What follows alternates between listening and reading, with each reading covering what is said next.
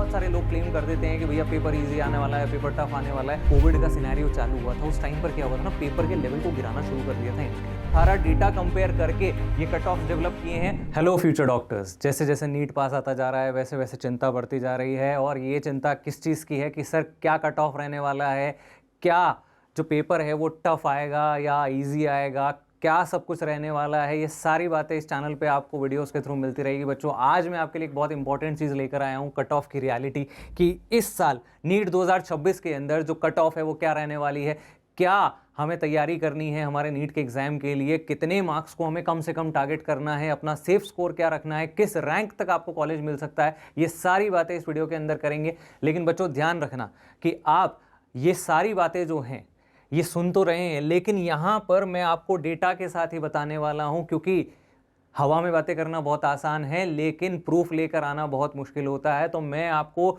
Last year के data analysis के साथ ये चीज़ें दिखाने वाला हूँ कि क्या क्या यहाँ पर आपके मार्क्स रहने वाले हैं, किस रेंज में ये मार्क्स रहेंगे और ये जो मार्क्स हैं ये आप कैसे अचीव कर सकते हैं। तो चलिए शुरुआत करते हैं बच्चों।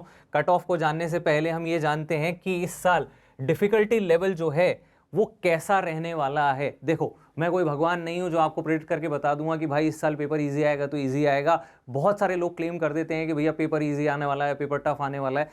हमें नहीं पता पेपर कैसा आएगा। हम ये मानकर चलते हैं कि लास्ट ईयर के अगर पेपर को देखें तो हम उससे एक इंटरप्रिटेशन लगा सकते हैं, साथ ही साथ अभी जो जेईई के अटेम्प्ट्स हुए हैं उससे एक इंटरप्रिटेशन लगा सकते हैं, साथ ही जो अभी पेपर चल रहे हैं, बोर्ड एग्जाम चल रहे हैं, उससे भी थोड़ा बहुत आइडिया लगाया जा सकता है कि इतने सारे एग्जाम्स जो हो रहे हैं उनके पेपर्स को देखते हुए कि नीट 2026 जो है वो कैसा होने वाला है। तो सबसे पहले बात करते हैं नीट 2025।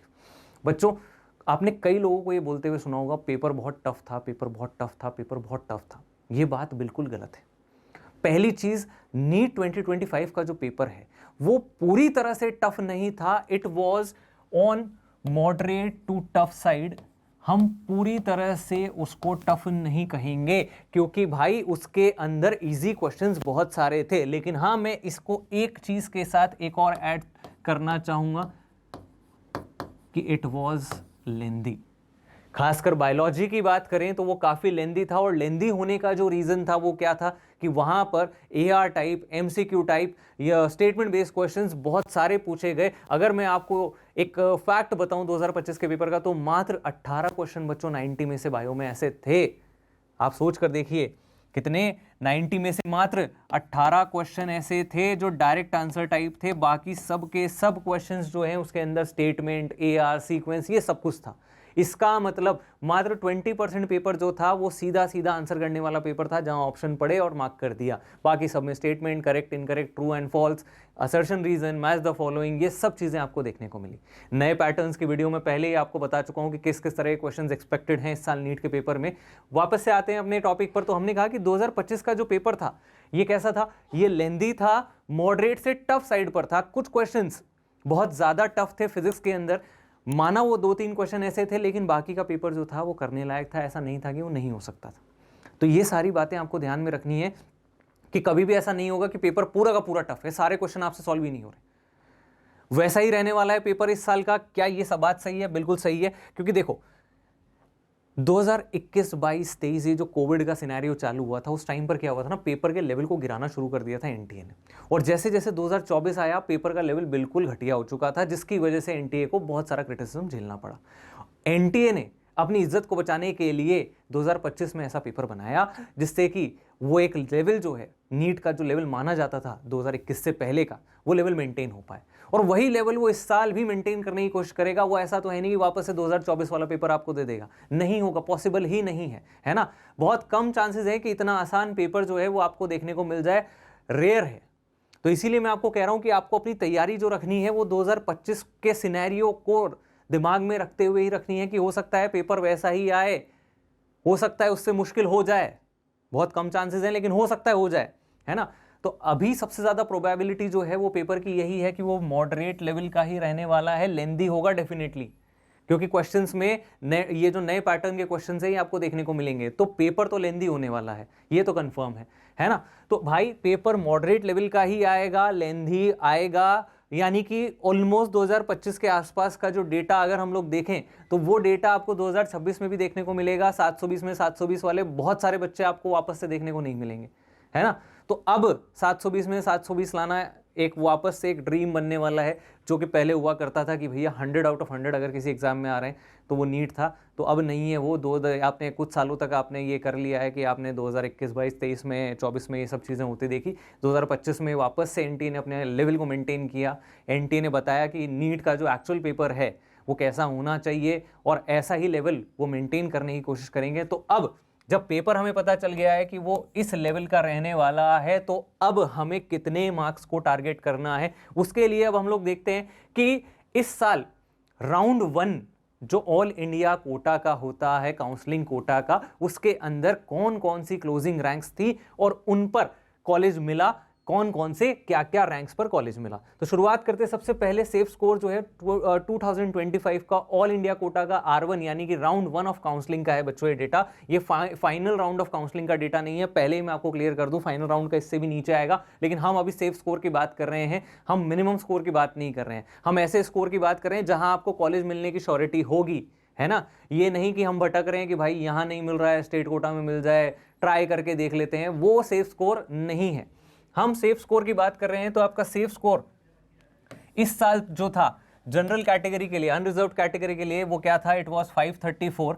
अब यही 2026 में अगर लेवल रहता है पेपर का तो ये आपका इसी रेंज में रहने वाला है, जबकि इससे थोड़ा सा नीचे आ रहा है, क्योंकि आपको पता है कि इस साल भी मेडिकल सीट्स बढ़ी हैं, तो सीट्स बढ़ने की वजह से थोड़ा सा ये नंबर कम माना जाएगा, थोड़ा सा कम रखा जाएगा। तो 530 से 535 नंबर अगर आपके आते हैं नीट के एग्जाम में, अगर आप जनरल कैटेगरी से हैं तो श्योरिटी है कि आपको मेडिकल कॉलेज मिलेगा ही मिलेगा। चलिए आगे बढ़ते हैं। इसके बाद ईडब्ल्यूएस की बात करें तो 528 नंबर थे। इस साल रेंज रहने वाली है 525 से 530 के बीच में। इसके बाद ओबीसी कैटेगरी की बात करें बच्चों तो 532, बहुत ज्यादा डिफरेंस नहीं है यूआर और ओबीसी के अंदर, तो ये रेंज भी रहने वाला है 528 से 532 नंबर के बीच में। तो अगर आप ओबीसी कैटेगरी से बिलोंग करते हैं तो इतना स्कोर तो टारगेट करना ही पड़ेगा, तब जाकर मेडिकल कॉलेज मिलेगा। चलिए आगे बढ़ते हैं। एससी कैटेगरी की बात करते हैं तो एससी कैटेगरी के अंदर this was 457 last year and इस साल ये 448 से और 453 के बीच में रहने वाला है, थोड़ा और रिड्यूस होगा। अगेन रीजन मैंने आपको अभी बताया कि कॉलेज में सीट्स जो हैं वो बड़ी हैं, कई सारी जगह पर सीट्स बढ़कर आने वाली हैं, तो सीट्स बढ़ने की वजह से ये जो नंबर हैं थोड़े से और कम होंगे। इसके बाद आगे चलते हैं। एसटी कैटेगरी की बात करें तो 436 मार्क्स लास्ट ईयर रहा है और इस साल ये उससे भी नीचे रहेगा, which comes out to 425 to 430, तो 430 के आसपास जो है वो आपका सेफ स्कोर रहने वाला है नीट के अंदर, अगर आप बिलोंग करते हैं एसटी कैटेगरी से। तो ये आपके पास यहाँ पर डेटा है किसका, कैटेगरी वाइज रैंक्स का।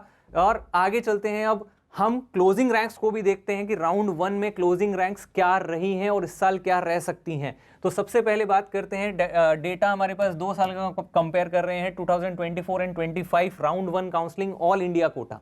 तो ऑल इंडिया कोटा के अंदर जो राउंड 1 काउंसलिंग है उसके अंदर जनरल कैटेगरी में जो क्लोजिंग रैंक थी वो थी लास्ट 2024 में 19603 और यही रैंक 2025 में कितनी आ रही है, 21,190।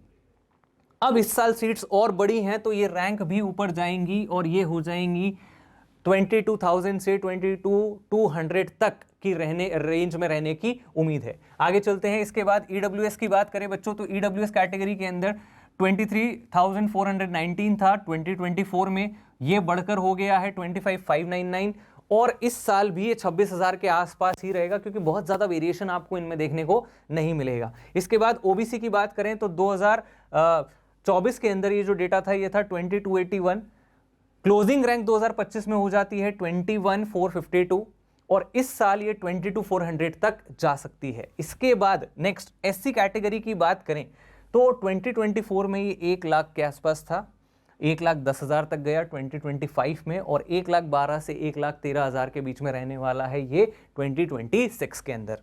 इसके बाद एसटी कैटेगरी की बात करें तो एसटी कैटेगरी के अंदर 1,45,000 के आसपास ये जो था 2024 में था, 1,45,625 के आसपास ये रहा इन 2025 और 1,48,000 के आसपास ये रहने वाला है इन 2026। तो ये हमारे पास डेटा है अलग अलग साल का, जिससे हम कंपेयर कर रहे हैं कि कहाँ कहाँ कौन कौन सी रैंक तक आपको कॉलेज मिलने की प्रोबेबिलिटी है। तो बच्चों ये था आपके पास अल्टीमेट ब्रेकडाउन, हमने सारा डेटा कंपेयर करके ये कट ऑफ्स डेवलप किए हैं और ये एक्सपेक्टेड कट ऑफ्स जो हैं ये आपको ध्यान में रखने हैं और इसी हिसाब से अपने नीट के एग्जाम को टारगेट करना है। बच्चों पढ़ते रहो, आगे बढ़ते रहो, क्योंकि देखो जीवन के अंदर आपका जो गोल है वो आपको बिल्कुल क्लियर होना चाहिए कि आज अब हमारे पास ये जो लास्ट 2 महीने बचे हैं इसमें हम अपना 100% दे दें और 100% देकर और अपना जो डॉक्टर बनने का सपना है वो पूरा करें। क्योंकि देखो ये चीज़ें आपको पता है कि 1 साल ड्रॉप लेना, अपना टाइम वेस्ट करना, ये बहुत टीडियस प्रोसेस होता है, इसके अंदर बहुत हैसल होता है। तो अगर 2 महीने की मेहनत से मेरा सिलेक्शन इंश्योर हो सकता है